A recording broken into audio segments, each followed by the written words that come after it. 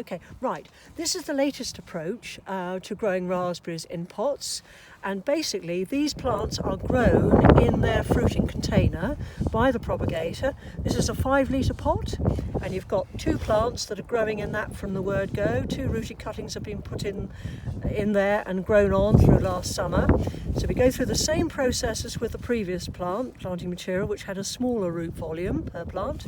With this one, again, before you start to contemplate planting it, make sure that the root ball is defrosted.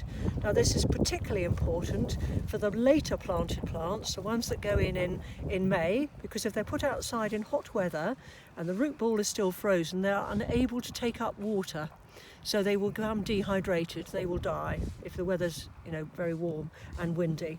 Again, look for a good healthy root system.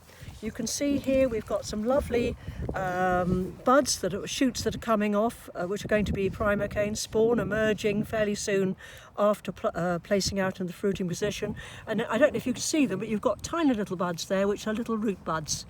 And those again going to produce primocane a little bit later on. And there's also a lot of new white root which has been produced in cold store. Yeah, so they're still growing actually when they're under storage. And this root ball is entirely intact now, so if it was a field grown, you pull up, you lose at least 50% of the root. Absolutely no disturbance whatsoever. So that's an absolutely beautiful plant. So we're going to put it back in its pot, which is what it came in, having made sure, and it's very important that when you get these out of the bins that they're delivered in, that you do check, maybe sort of, if you've got say 3 or 4 bins, that you do go through each one from top to bottom, pick out some pots at random, tip them out and make sure they're defrosted before you use them, because they will vary. The ones at the bottom are obviously going to take longer to defrost.